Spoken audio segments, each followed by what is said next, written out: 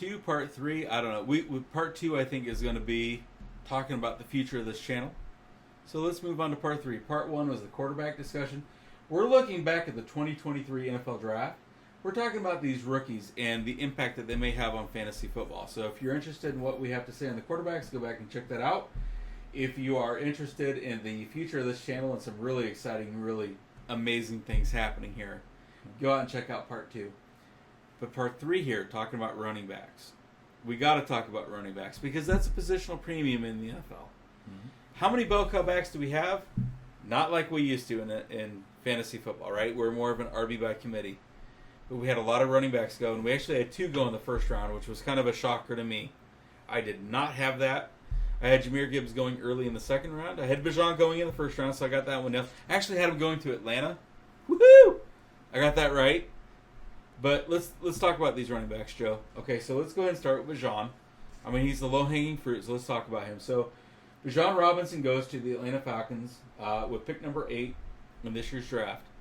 Now, there's reason to be excited about Bijan. Excuse me, I'm a Bears fan. I'm excited. Oh yeah. But there's also some reason for hesitation. So I'm going to give you my take on this, and I want you to give me some feedback. So, when I look at Atlanta, I'm not necessarily seeing a whole lot of talent at the quarterback position. Okay? Desmond Ridder is there, and I wish him well, coming out of Cincinnati. Taylor Heinicke, who I really liked in Washington, he's there. Mm-hmm. But you don't have that stud, that quarterback that's going to scare defenses, right?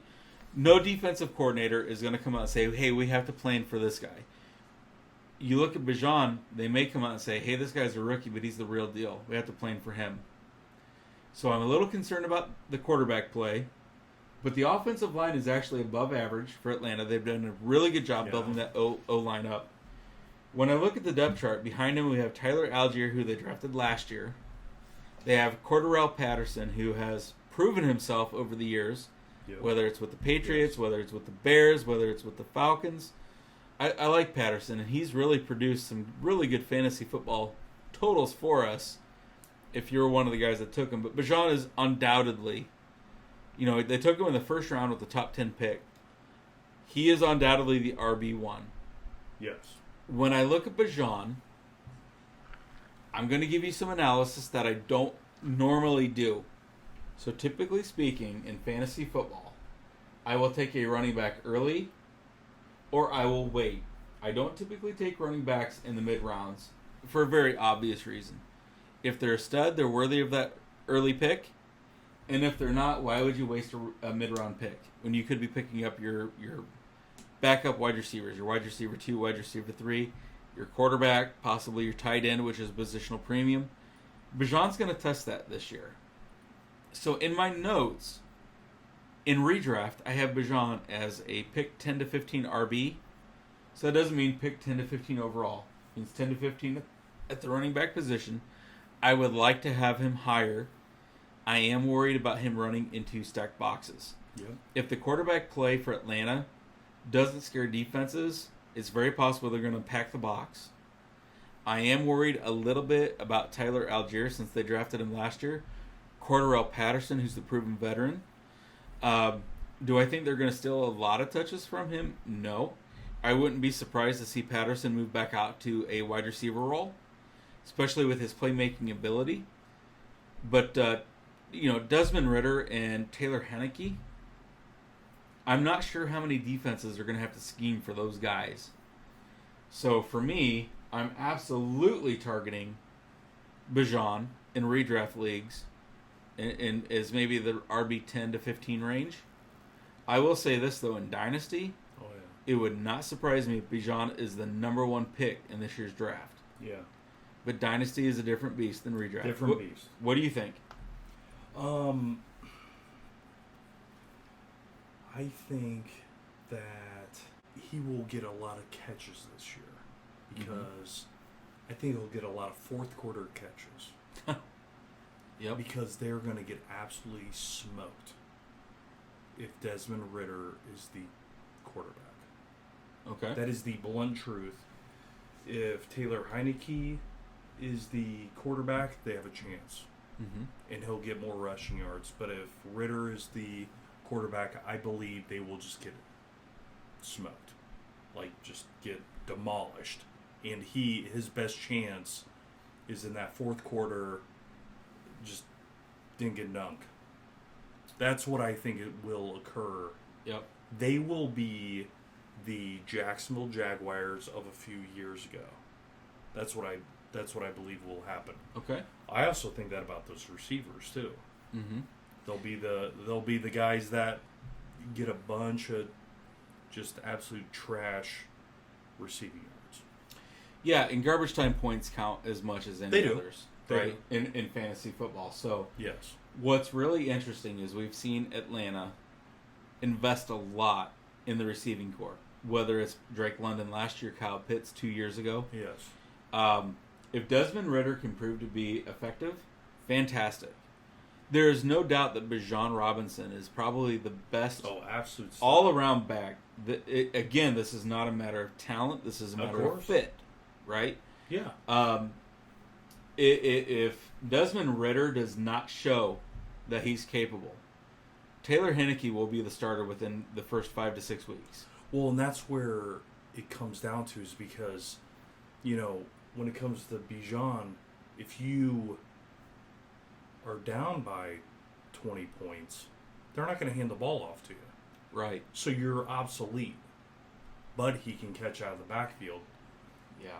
Now, whether they decide to use him in that way or wait, same for the next week, that's a different question. But he is an absolute stud. There's no doubt about that.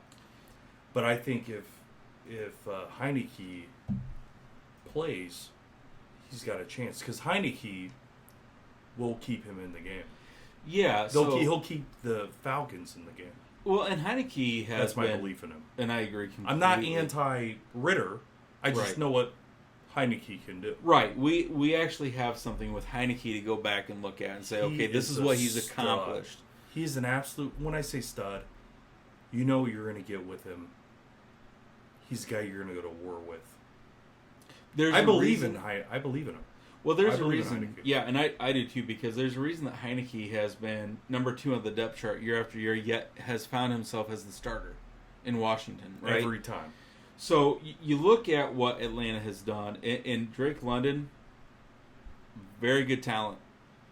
Absolutely. Mac Hollins produced a really good year last year for the Raiders, right? They go out and they get Scotty Miller from Tampa. I'm not sure that's enough. I'll just say this. Looking at this, Kyle Pitts is the tight end. I believe in Drake London. I believe in Kyle Pitts. We have not even started to scratch the surface of what those guys are capable of. Yes. And it's been due to quarterback play. And that's not a knock on Mariota. Just wasn't a good fit. He's with Philly now. He's gone. Right? Not a good fit. When you look at those guys, to me there is no doubt that Bijan Robinson is the 3rd best receiving option on that team. Yes. 1 running back, 1 tight end, Kyle Pitts, 1 wide receiver, Drake London. But if you're looking at these quarterbacks, maybe Cordell too, or Patterson. Cordell Patterson. Cordell. If they choose to move him back to that wide receiver role, I think that would probably be the best fit. But when you look at these young quarterbacks, whether it's Ritter or Heinicke, who has a track record of making really good running backs in Washington, Antonio Gibson, of course. You look at Brian Robinson, and they had another guy. He's not. Yeah, I mean, you called him too. Yeah, I did. You look at these guys, and one of those best friends that you can have for a young quarterback is the tight end, right? We've talked about that. Absolutely. But the other best friend of a young quarterback is that running back. That's that quick dump off when the heat gets turned up. Yep. Right? And Bijan Robinson is that guy. So am I targeting Bijan in redraft leagues? I am. And I'm going to break my own rule and maybe take him in the middle rounds if he's there. Just because he's that talented. That's not that crazy, though, and I will kind of I will step back on this because they do have a top 5 offensive line. They do have an elite offensive line. That offensive line is pretty stout. Yeah. So that is not that crazy. Mm-hmm. And he's pretty special, both handing off and passing to him. And if you look at this, and you're the new head coach in Atlanta, like one of the best things that you can do to take pressure off a young quarterback is have a strong running game. We saw that last year with Chicago. Now, granted, Justin Fields did a lot of that running himself, but David Montgomery, Khalil Herbert, they both had pretty good years. Absolutely. Look at their average yards per carry. Yeah, That's one of those things that they can do. So in redraft leagues, I'm going to break my own rule. He is a guy. Now, will I get him in the middle rounds? I doubt it. There's probably somebody that's going to jump on him sooner. I have my reservations why I'm not willing to go that early with him. In redraft leagues, middle round, Dynasty League, would not surprise me if he's the number 1 pick. Yeah, that wouldn't surprise me either. Yeah. All right, moving on. Jameer Gibbs, Detroit Lions. Between him or what's his name from Carolina, Young. Yeah, I can see Bryce Young going early too. Me personally, I give more credence to the running back position just because there's so many good quarterbacks, but I could see it. Bryce Young could be special. You're right. Yeah. He could be special. As long as he holds up, the future's bright. And quarterbacks aren't quite as valued the same. Not in fantasy You're purposes. right. You're right. Yeah, in real life, even for yes. All right, so moving on, let's talk about. I would say a first round surprise. Not necessarily that he went in the first round, where he went in the first round. Let's talk about Jameer Gibbs, Detroit Lions. So let's back up a little bit. At the time of the draft, Detroit, they did lose Jamal Williams. He went to the Saints. They still had David Montgomery, who they signed in free agency and gave a pretty big contract to. To put it in perspective, before the draft, I'm not so sure that all the running backs that the Bears had combined weren't making almost as much, if not a little bit less, than what David Montgomery got with the Lions. So put that in perspective, that's a pretty big contract. Yes. Right? But, you look at it, you got Tristan Ebner, you got Khalil Herbert on rookie contracts. That does drag the balance down a little bit. They go out and sign Deontay Foreman. So David Montgomery goes to Detroit. At that point, they still had DeAndre Swift. Now, we know he's with the Philadelphia Eagles now. Mm-hmm. As soon as they drafted Jameer Gibbs, that became kind of obvious that they were going to move him. But you look at Jameer Gibbs. I did not see him going to Detroit. I did not see him going in the top 15. But he goes there. And a lot of people question whether or not a running back should go in the first round. I would say that I don't necessarily have an issue with that because you don't want to pay running backs in the NFL. The best way to keep them under cost control is to keep them on those rookie contracts, whether it's the first 4 years of that 5th-year option. If they prove to be really, really solid, you can get them on that the franchise tag for the 6th year, 7th year, whatever you want to do with them. Yeah, by that time they're 28. And it's about time to cut. I mean, they're getting to that point. Let's just be real. Fair or not, they're getting to that point. A lot of hits. Kind of used, kind of... A lot of wear on that tread. It's the truth. It is just the truth. So it's upsetting, but it's the truth. It is. When I look at Jameer Gibbs, when I first thought about this, I was a little perplexed because I didn't see Detroit Lions being the ones to take him. Hindsight being 2020, I do like the fit. They have an elite offensive line. We talked about that in the quarterback video. They have fantastic receiving weapons. Even with Williams being suspended for the first 6 games or so, they have so much depth at the wide receiver position. You don't have to worry about running into stacked boxes. They can use Monty as that first and second down back. Now, he's capable as a pass catcher. We've seen that as Bears fans. You throw Gibbs in there, who is a fantastic pass catcher, who should never have to worry about the safeties playing down.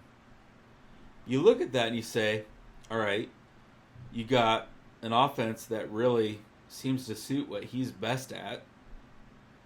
You have him on a rookie contract for 4 or 5, maybe even 6 years. Makes sense. I don't like the fact that Montgomery is there because as Bears fans, we know that Montgomery can be productive for fantasy purposes. Yes. But he has standalone value. So, again, Gibbs is another one of those guys that's going to test whether or not I'm willing to take a running back in the middle rounds. I would say, well, yeah, when would you?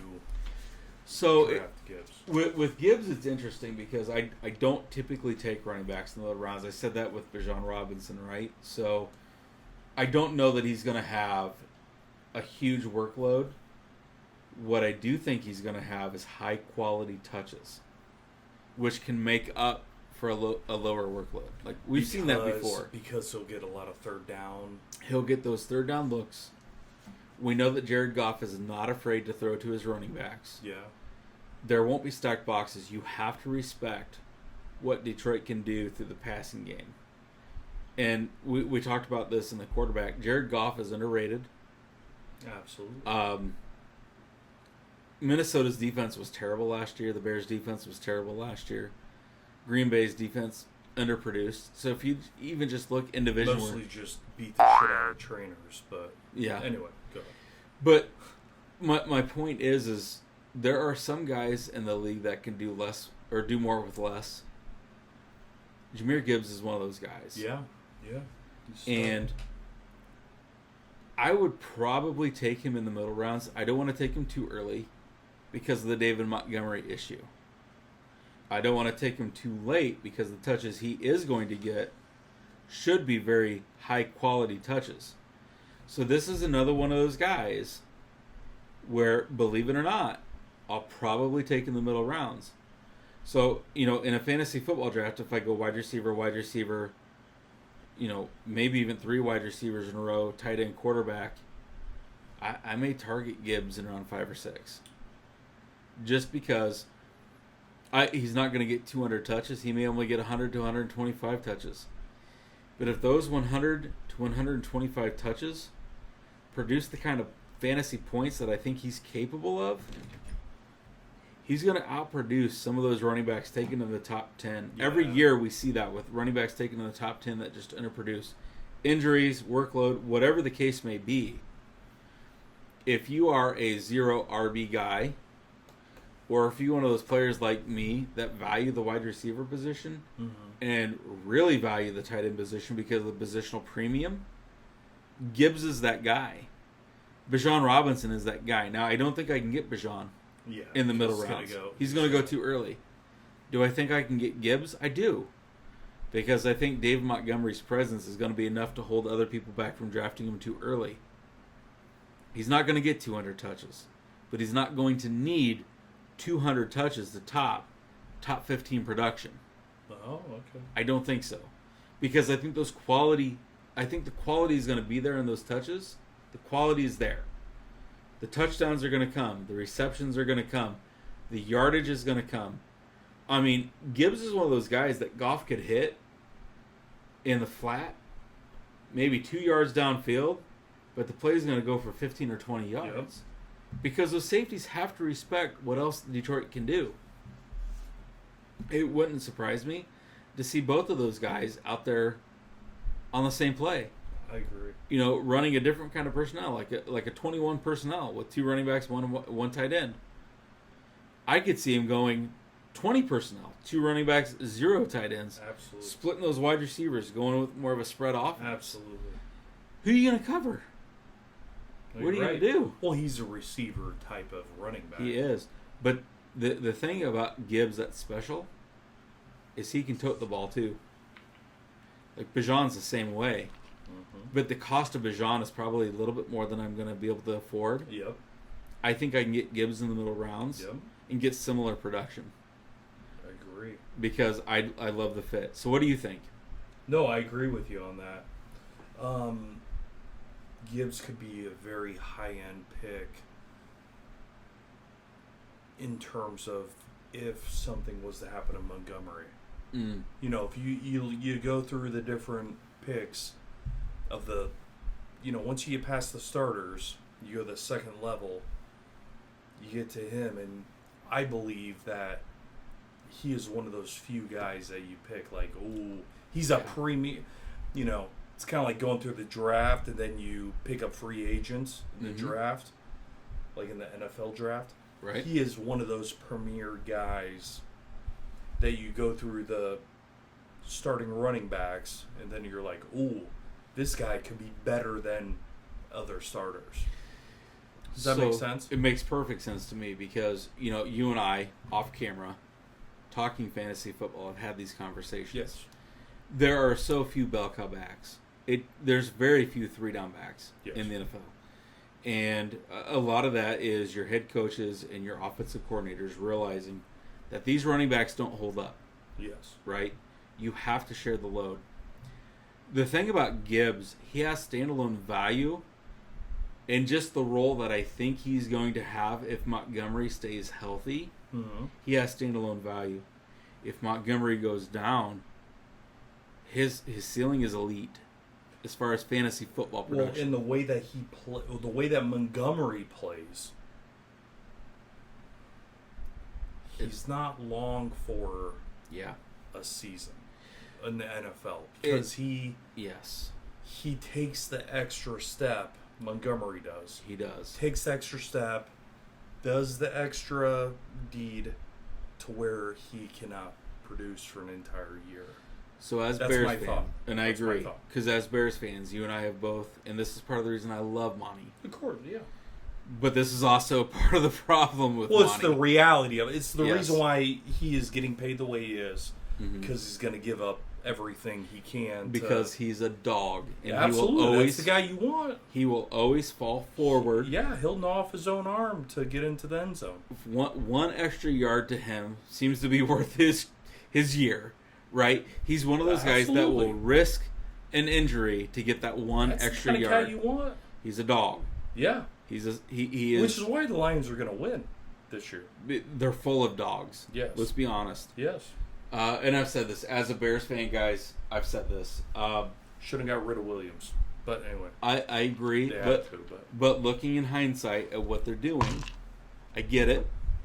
So there's a lot of people that do not love the fact that they took who they took in the draft. I've seen Detroit get some Really? pretty low grades. Yeah, if you get Bijan Robinson, okay, he's the stud, he's the dude.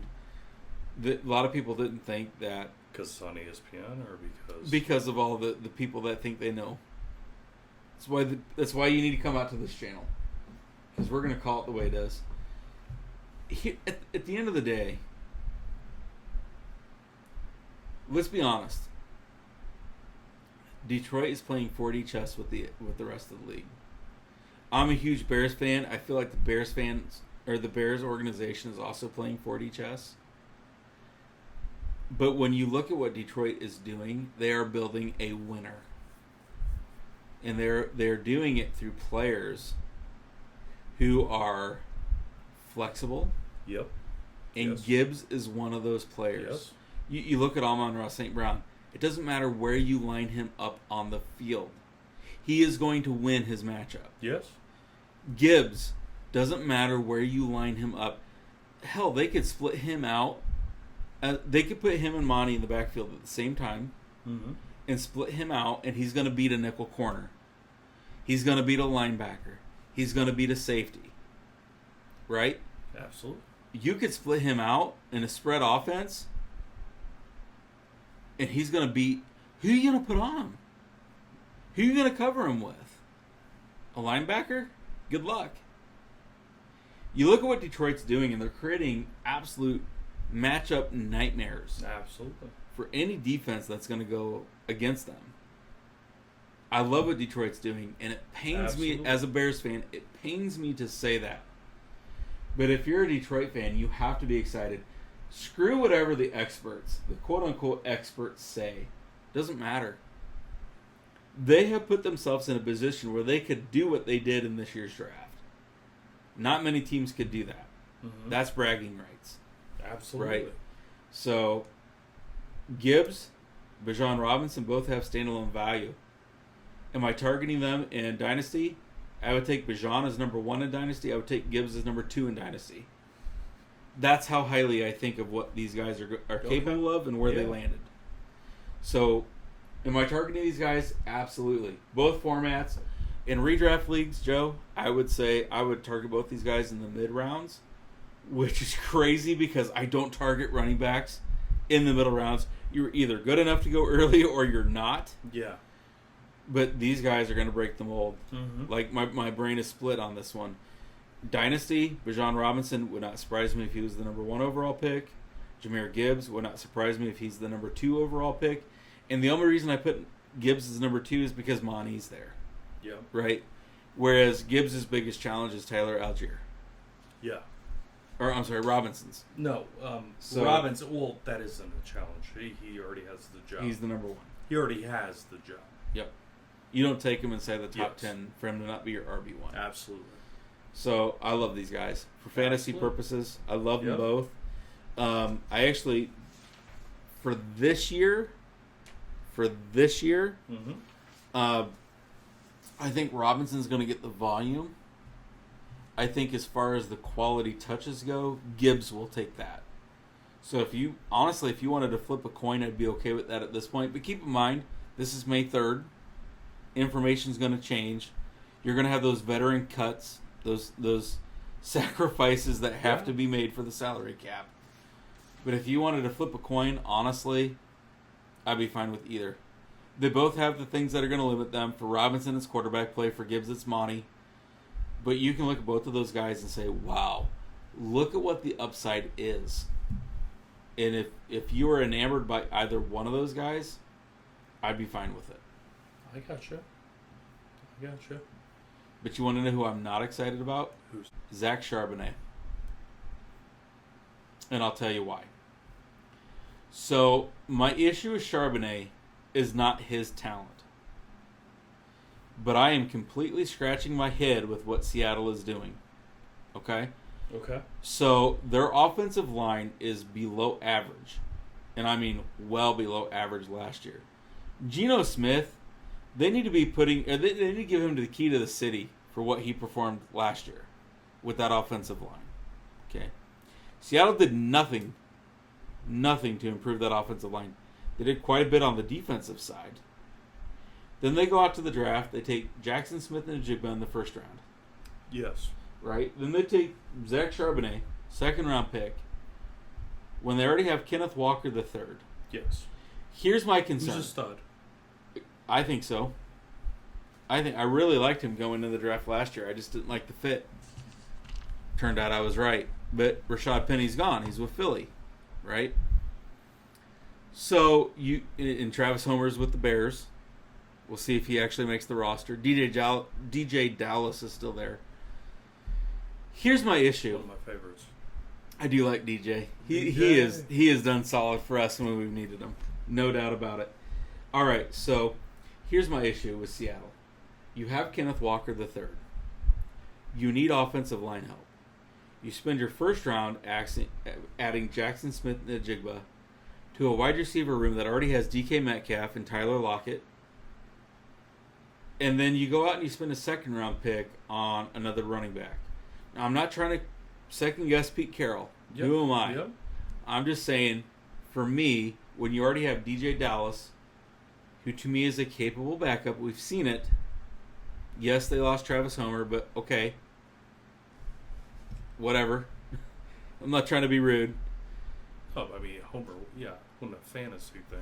Right. So, would you take Zach Charbonnet, as talented as he is, when he's going to be playing behind Kenneth Walker?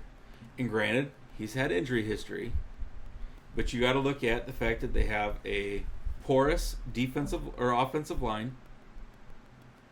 You have Geno Smith, who played way above expectation last year.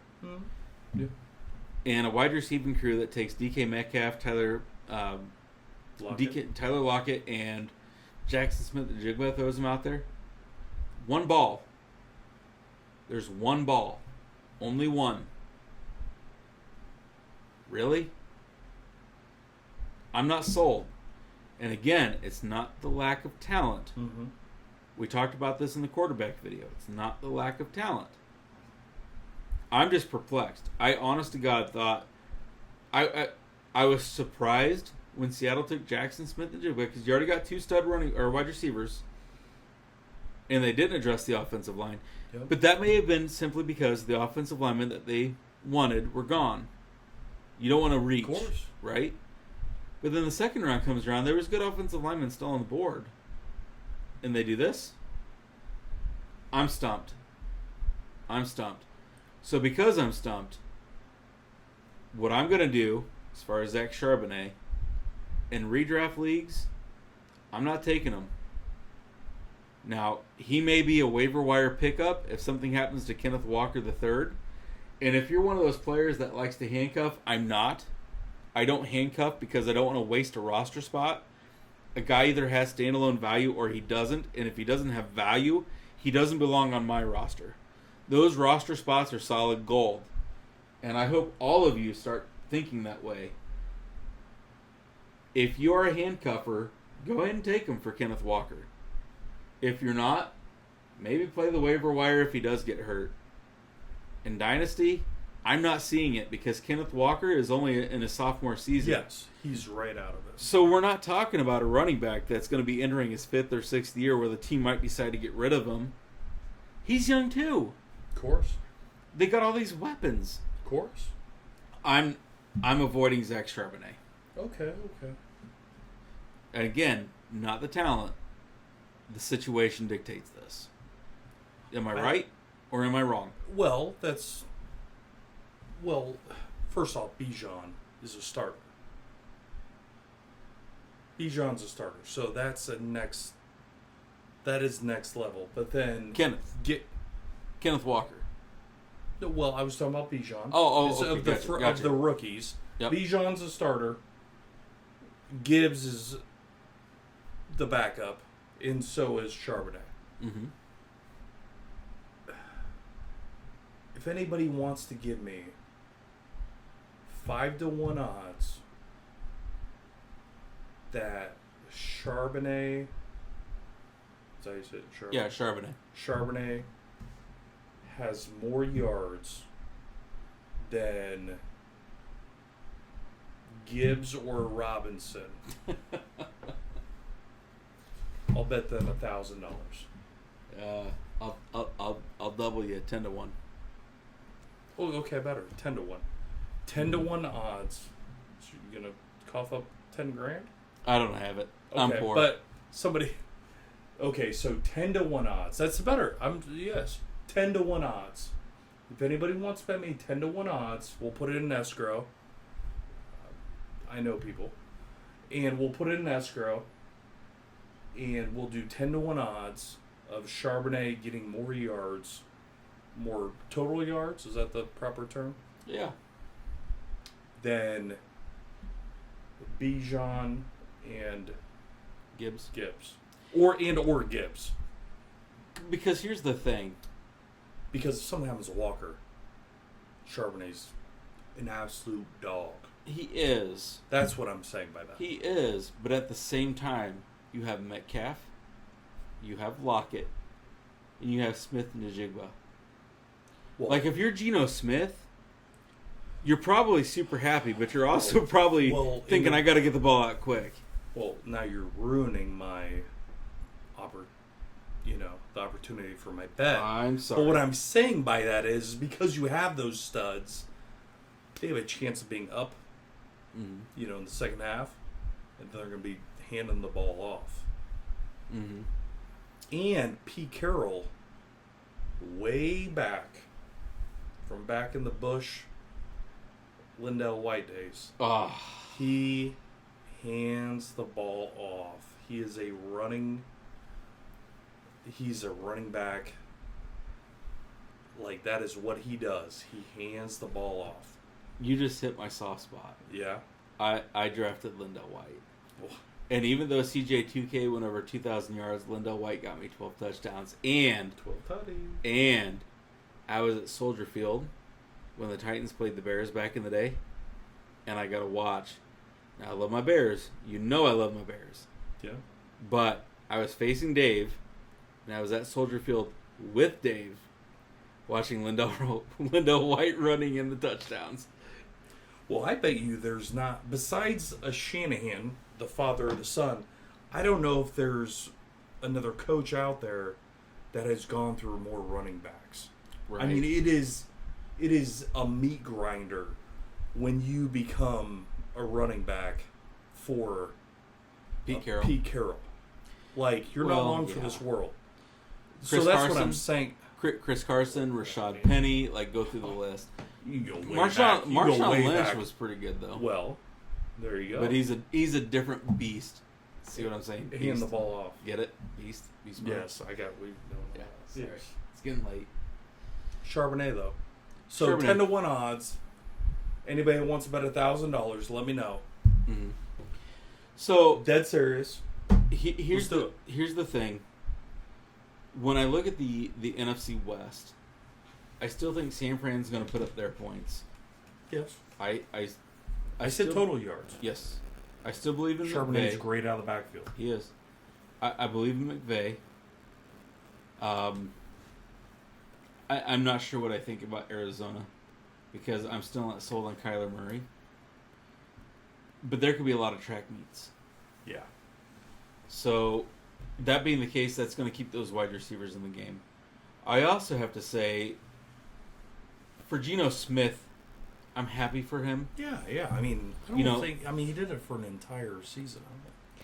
And the thing is, that was watching him slide in the draft and then have the career that he's had, it was really, really wholesome to see. Don't forget, he came. Yeah, I mean, guys just can't come right out, and he was thrown to the wolves very early on in New York, which is one of the worst places to be thrown to the God. wolves.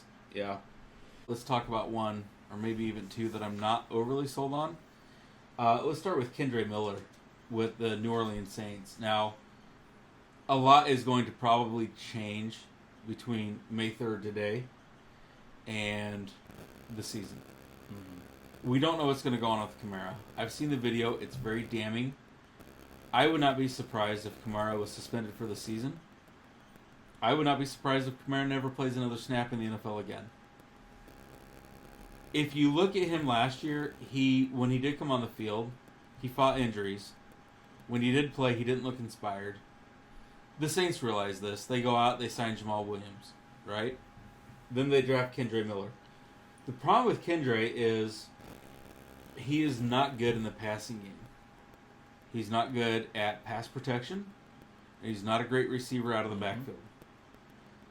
Jamal Williams, last year when DeAndre Swift went down for Detroit, was able to fill those roles, but that's not really his specialty. He is a short yardage specialist. Jamal Williams had double-digit touchdowns last year, which when you think about his workload is crazy. So, for me, the verdict is out. So, New Orleans Saints, their offensive line is average, maybe a little bit below average. They got a lot of money sunk into that quarterback position with Derek Carr and Jameis Winston. They go ahead and bring Michael Thomas back. A lot of money on the defensive side of the ball. They got some issues. It would not surprise me to see Alvin Kamara get cut and them try to not pay him because he's breached his contract. It would not surprise me to see the Saints go out and get a guy like Zeke Elliott or one of the running backs that's still out there floating around that hasn't been signed. I don't think Jamal Williams alone is going to be enough. I'm not sure that Kendre... Yeah, he's not a bellwether. Yeah, he's really not. I mean, can he do that for short periods of time? Yeah, but Possibly. not this time of his career. Yeah, he's been in the league for a while. That's not a specialty. You at his point in his career, you don't want to ask him to do something that he's really not built for anymore or capable of. So yeah, I'm watching this situation carefully. I'm not sure Kendre is the answer this year. I would not be surprised to see them address the running back if they can finagle the cap. I wouldn't be surprised to see them add another veteran quarterback off of free agency. So, having said that, Kendre is one of those guys that I'm avoiding. Yeah. In both redraft and in dynasty. Yes. He was a nice draft pick. I don't necessarily see the value. I agree with you on that. Okay. Yeah. Here's one that is a little interesting to me. Is Tank Bigsby. So here's a thumper. Gets drafted to Jacksonville. Average offensive line, but ascending offense, right? Trevor Lawrence seemed to take the next step last year. They've still got some good weapons there on the offense. Don't forget they got Calvin Ridley that they signed or traded from Atlanta. Who knows what you're going to get there. But they've got other weapons there too. Zay Jones, oh man, remember what he did for me last year? So, when you look at that, Travis Etienne is there, but Travis Etienne is more of that speed back. that receiving back out of the backfield, that third down back. Tank Bigsby offers something different. And they really struggled in that run game last year. Remember, James Robinson performed well the previous 2 years, but he was traded off the team last year and went to the Jets, right? And then they excelled right after that. They did. They traded him off, and they took off. Tank Bigsby is that short yardage guy. Maybe even a first and second down back with ETN serving as that third down back. So he's a thumper. He's a goal line back. He's a short yardage back. Could he play a bigger role on first and second down? Possibly. You know, I'm not really sure. So he's one of those guys. I'm going to be watching camp very carefully. You know, years ago I watched Arian Foster very carefully to see what his role was going to be. Mm-hmm. And that was a good move. Bigsby's another one of those guys that I'm going to watch that role, see where he fits in, see what they're going to do with him, see what they're going to do with ETN, and then I'll make my decision. So as far as what would I do with Tank Bigsby, too early to tell. Yeah. We need more information. What do you think? No, I'm with you on that. I mean, ETN's gonna. I think they're gonna put it on ETN. Yeah. So it depends on his health, I believe. It does, and I know they went out and got Dearness Johnson, from Cleveland, who, I mean, he turned in those huge games with both Hunt and Chubb were out. But there's a reason they went out and they drafted Tank. Absolutely. And Tank is a tank. Like, he's earned that name. Yes. Right? He is worthy of it. So, I don't know. It's going to be interesting to see. Well, and I think it depends on what Lawrence, how he plays. And, right. You know, if he continues to make that progression, ooh, that's a different beast. It's a different beast. I mean, he's got weapons all around. Yeah. You know, Christian Kirk performed very well last year. Yeah. Zay Jones performed very well last year. Evan Ingram finally stayed healthy. They franchise tagged him. Turned in a very good season. Yeah. They have weapons. And he stopped turning the ball over. He did. You know, he's working a little quicker. Very much Just a little bit quicker, and that's all it takes. And that's the progression you expect to see from a quarterback that was taken with the first overall pick. World class. Yep. Yeah. Then you look at the division he plays in. Yeah. I think there's possibility there. They're going to win. I think win that division. I think you're right. So Tank is going to beat him. Well, hopefully Indy. Oh, well, no, but who's going to beat him? Realistically, I don't see it. I think they're the favorites. So, I've had season tickets. My father's had a season ticket since 1991. Mm-hmm. I've been going since 89, but 91 was when 92 is when we got season tickets. I watched just a decade of trash, and then Peyton Manning came in 98. Then a decade, the most winning decade ever. And during that time, when the Jacksonville Jaguars, almost that entire time, what you do during the Jacksonville Jaguars, because when you have season tickets, you have 8 games, so there's one Jacksonville Jaguars game. The Jacksonville Jaguars game is when you bring your kids. That's when you bring your girlfriend. That's when you bring your friends' friends. That is the game where my brother Bill never comes. Because he's seen Jacksonville. He's seen Jacksonville every year for the last 20 years. Shout out, Willie. Bill's always sick on the Sunday of the Jacksonville. But magically he won't be anymore because they're good. Because all of a sudden. Yeah, because all of a sudden. But that's when it's like when you go to a preseason game and you're like, oh my, it's like a 50-50 crowd. What is going on? There's like, gender-wise, it's like 50-50, and it's like, it's like bring your child to the game day, you know? Mm-hmm. And these are not cheap tickets. That's the Jacksonville Jaguars to the Indianapolis Colts my entire adulthood. Yep. And anybody that sees this knows that is the God honest truth.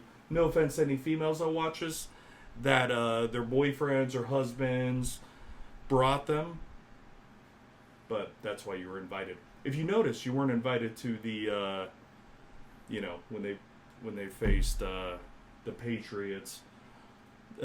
Yeah. You ever notice you're not invited to the playoff games? You ever notice you're not invited to? I mean, I don't know. You ever just okay?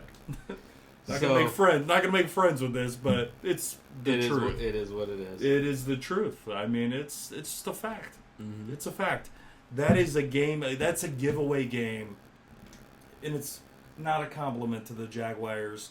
But the Jaguars have collected so many first-round picks for so many years that maybe it's starting to. The tide is turning. Maybe it's turned. They got Sunshine as the quarterback, so yes, we'll see. Yes. All right, so two running backs in Robinson and Gibbs that we like. Two running backs that were fading out a little bit, Charbonnet, for obvious reasons. I think. And we're talking fantasy. We're not talking Bets talent. out there. Right. But you put your money where your mouth is. Yeah.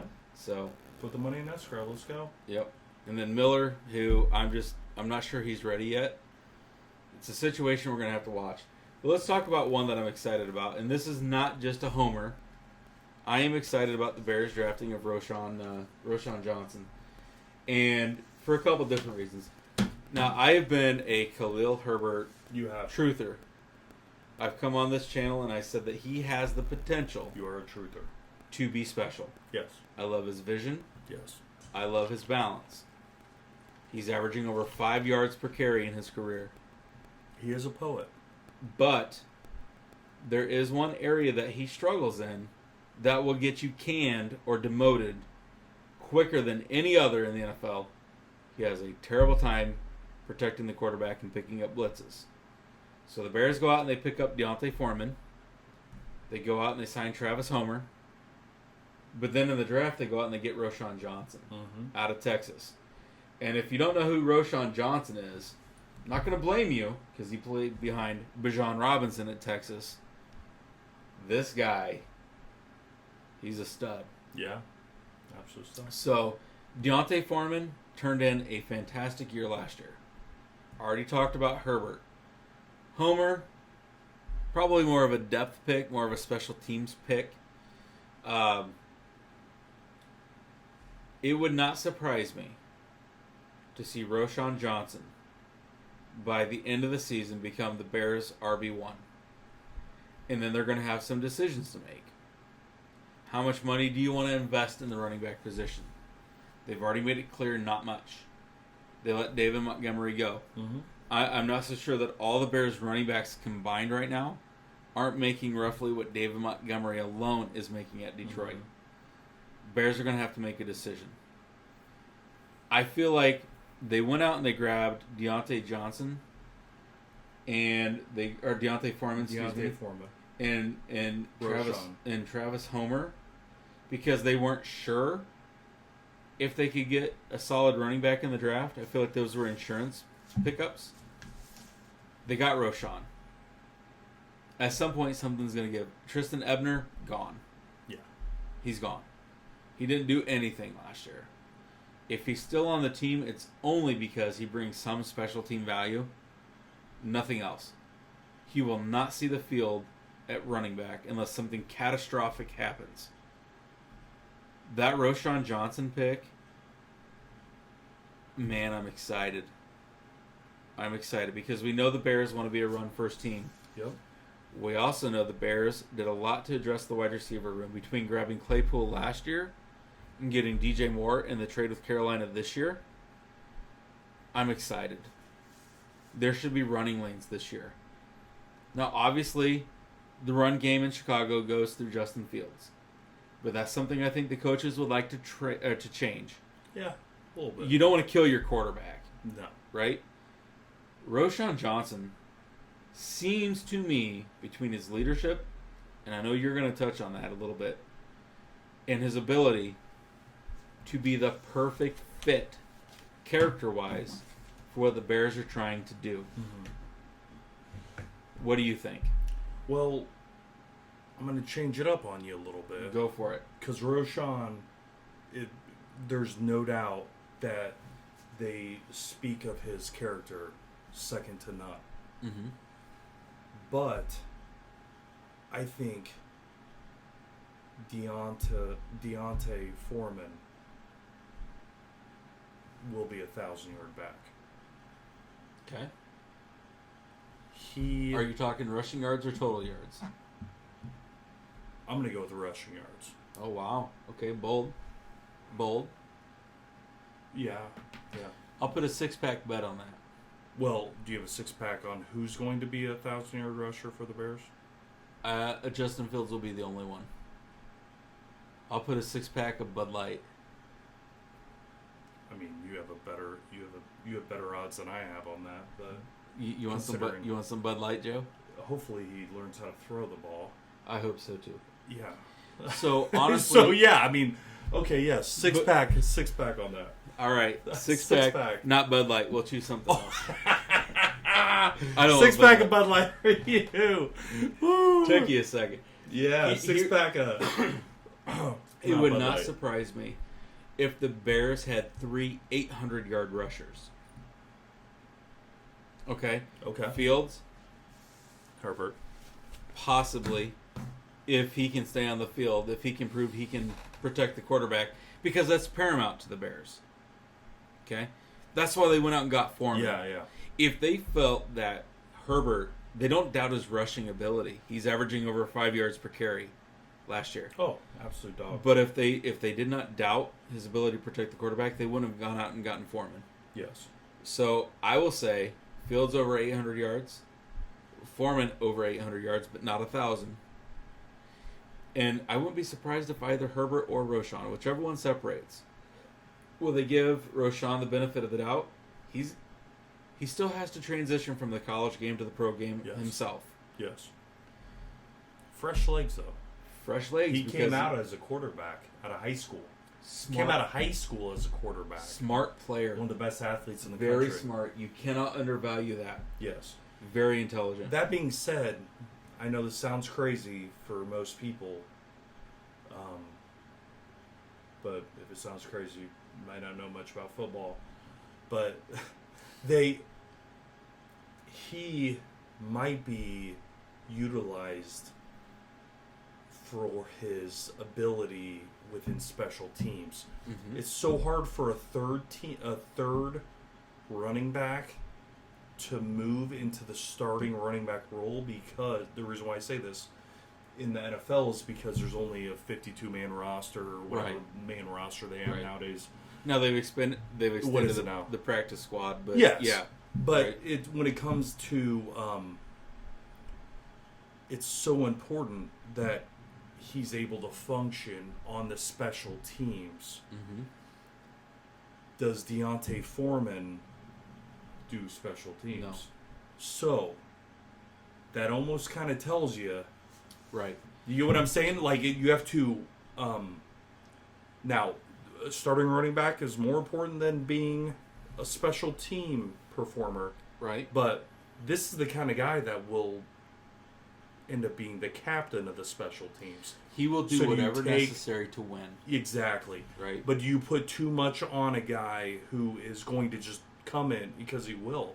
Mm-hmm. He is going to. I'm saying this because this is a guy, if he stays healthy, he'll be in the league for 10 years. Yep. Kind of, he's a 10-year guy if he stays healthy. I mean, he's that level of a player.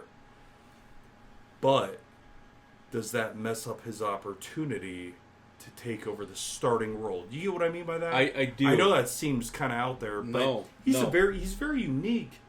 And he was a quarterback coming out of high school, and he was one of the best athletes in the country. He was brought in as an athlete. Obviously, something. He was brought in as an athlete to Texas, and they're like, with this guy named Bijan, but and you don't throw as well as these other top 5 quarterbacks, but we need you to play like right now, because you're talented enough. Every day, all day, every year, and you end up being one of our leaders, it almost, I know this sounds crazy, it almost reminds me of like a Jalen Hurts when he was at Alabama and he got benched for Tua, and it's like, that guy's still gonna make it though. Yes. Because, you know, after the game, that national championship, when Tua came in and took over, to me it was one of those things where it was like, oh my gosh, you are a true leader. And then Jalen learned how to throw the ball. But you get what I'm saying by that? I know I'm kind of going off script, but so, like... but here's my counter to that. Of course. Okay. So, think back to last year. Deontay Foreman got himself kicked out of a game for fighting, right? I'm not questioning his character. I wasn't there. I don't know what was said. You can read reports. I don't believe hardly anything that I read from these reporters. Okay. That's why we're doing this channel. Yeah. The Bears had a chance at the number 9 pick to take Jalen Carter, and they passed on him because of character. The Bears organization under Ryan Poles and Matt Eberflus values character almost above all, if not above all. Because if they only valued talent, Jalen Carter would be a Bear, not an Eagle. So my counter to that is, if they see a guy like Roshan with high character, he is going to get his opportunity. And maybe this year it's on special teams. Next year, he's probably in the mix. But what's to say that Khalil Herbert or Deontay Foreman won't get hurt? Oh, nothing. Because it's a running back spot, right? So in my notes, I put this in here. Ultimately, for me, I'm not going to draft Roshan in redraft leagues. I'll leave him on the waiver wire. Yeah. He's not the handcuff for Herbert or Foreman. They're the handcuff for each other. Whichever one ends up being number 1 on the depth chart. Would I be willing to take a flyer on him in a dynasty league? Absolutely. Because there is some upside there. That he could rise to the top this year. Nobody's questioning his talent. I've heard a lot of people say that if he wasn't playing behind Bijan Robinson at Texas, he would have been taken a lot sooner. He may have been the 3rd best overall running back in this class if the opportunity had presented itself. Now, it didn't, because he's playing against one of the best in college football. You know, he's got Bijan ahead of him, right? Does he have standalone value this year? Possibly. Not enough for me to draft him in a redraft league. Yes. Does he have enough standalone value this year and upside for next year for me to take him in a dynasty league? Yeah. Am I taking him early? No. No, I got you. I love the upside, but we have to be realistic. And no matter how good of a passer Justin Fields becomes, he's still going to be like Lamar Jackson, where he's going to take off. And you have to factor that in. For fantasy football purposes, you have to factor that in. How high can any of these guys go when you have an offense that has designed runs for the quarterback, and you have a quarterback like Justin Fields that in the red zone could either pass it or run it in? That's true. With the you have to have realistic expectations. You know, I remember from Deontay, you know, Rensselaer alum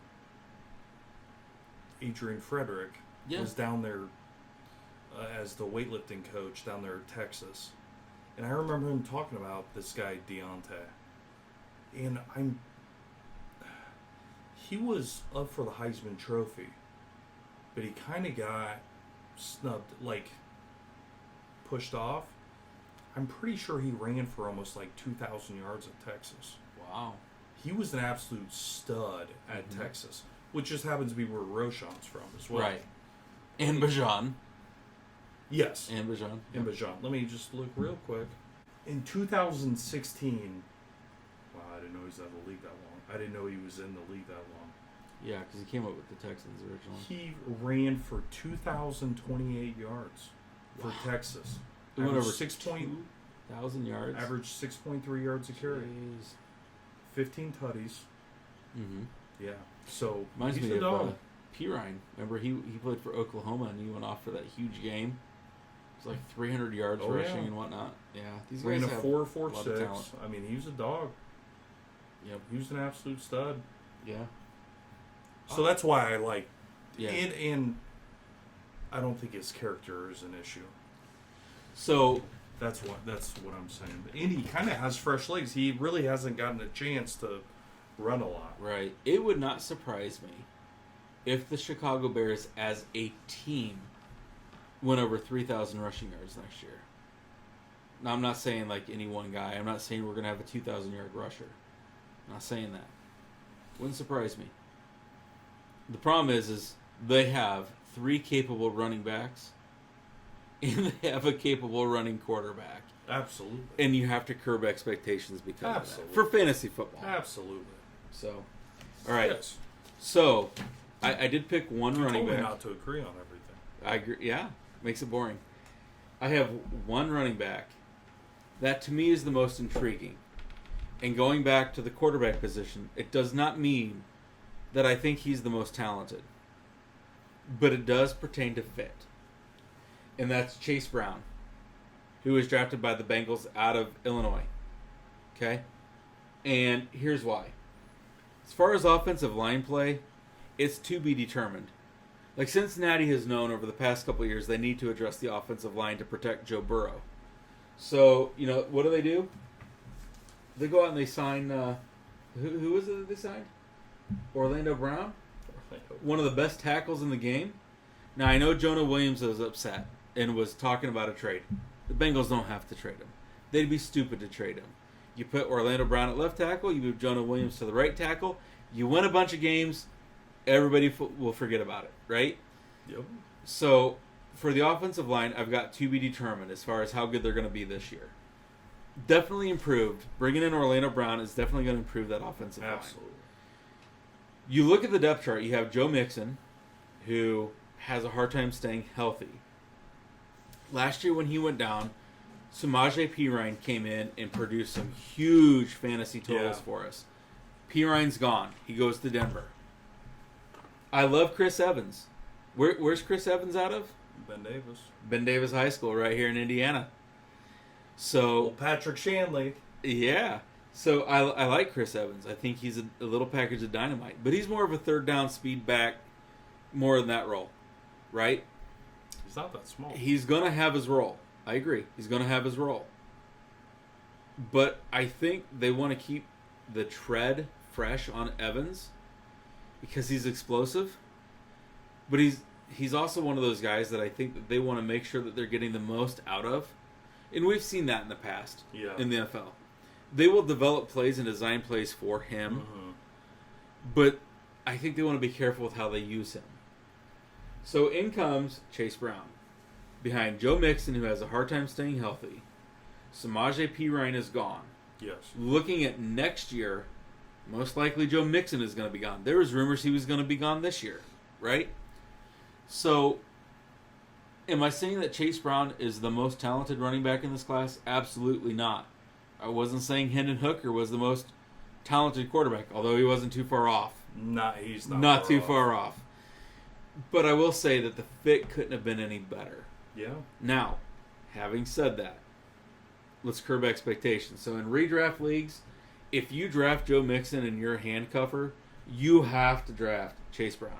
You have to. If you're a handcuffer. Because Mixon doesn't stay healthy. Having said that, for me in redraft leagues, Chase Brown, I'm not a handcuffer. I probably won't be drafting Joe Mixon. I'm not sure that I've drafted Joe Mixon more than once ever because of those health issues. Yes. Also some character issues. He got suspended at Oklahoma. He's had his issues. He has some domestic abuse issues. What is the best ability? Availability. And that's something that Mixon struggles with. Totally thought you were going to say something else, but we'll go with that. So, for me, Chase Brown has redraft value this year as a late-round pick for me. If you're a handcuffer, you better be taking him in round 8 or 9 because you won't get him otherwise. In Dynasty, I got to be honest, unless Cincinnati goes out and does something in free agency this year, like Zeke Elliott we've talked about the running backs that haven't been signed. In Dynasty, I'm probably looking at a 3rd or 4th round pick for Chase. Again, I'm going to challenge those middle rounds where I don't normally go with running backs, but Dynasty's different. Those middle rounds are not the same as a middle round in a redraft league. But I'm also cognizant that they might not be done. They might do something next offseason as well. Nothing's to say that Cincinnati won't go out and pick up a free agent running back next year or draft another one in the draft. The thing with Cincinnati is I think they're going to be really damn good. Yeah. So how high is that pick going to be next year anyway, right? I think Chase Brown's talented. He came out of Illinois. Illinois had a good season. He was a stud. Illinois. He was fun to watch. He was up for the Heisman. He was the Heisman hopeful. So when I look at this, he's an absolute stud. To me, the most intriguing running back of this year's running back class, again, not based on talent, based upon where they went and the fit, is Chase Brown to Cincinnati. Yep. I thought that was a fantastic pick. Yeah. You have essentially given yourself an insurance policy for Joe Mixon. You have essentially given yourself an insurance policy for the draft next year if things don't fall the way that you want them to fall. Mm-hmm. If free agency doesn't work out the way you want it to work out. Chase Brown could be the man. Oh, yeah. Now, did they take him in the first round? I think he was a 5th round pick. But you have to throw that out the window sometimes. Oh, yeah. You can start. I mean, shoot. Robinson with the Jags. He was undrafted, wasn't he? Came in as an undrafted free agent. 1,000 yards. Arian Foster, undrafted free agent years ago. And there's been plenty of guys. Yes. Since Arian. Alvin Kamara wasn't a first round. Yeah. We saw basically what he any did. Denver running back. Amen to that. Ever under the Shanahan. Under Shanahan, yeah. Yeah. So, for me, Chase Brown, to me, is the most intriguing running back in this year's draft. I'm a big fan of Chase Brown. Mm-hmm. I'm a big fan of Chris Evans, though, too. I am, too. And honestly, I'm not wishing ill upon anybody, but if Joe Mixon were to go down, I'm not sure that Cincinnati would be worse. I think they might get better without him. I gotta be honest, too. Chase Brown, to me, body type, and Chris Evans. Chris Evans now, he's been around for a little while. Mm-hmm. He's been developing. I wouldn't be surprised if he's bigger than Chase Brown. And he might be. You know what I mean? Yeah, because he's been in the league. He's developed. He's strength coaches. Yeah. Yeah. I mean, he's a grown-ass man now. So I would not be surprised if he is larger, if he's bigger and heavier than Chase Brown. Although I do like Chase Brown. Yeah. I mean, honestly, so is that the official depth? Is Chase Brown officially? Right now, that's the ESPN projected depth chart. Oh, okay. Right? It's too early. Training camp hasn't even started. Of course. But here's what I'll do. 6-pack of Bud Light. Well, what are you? 6-pack of Bud Light. Joe Mixon will not be on the Bengals next year.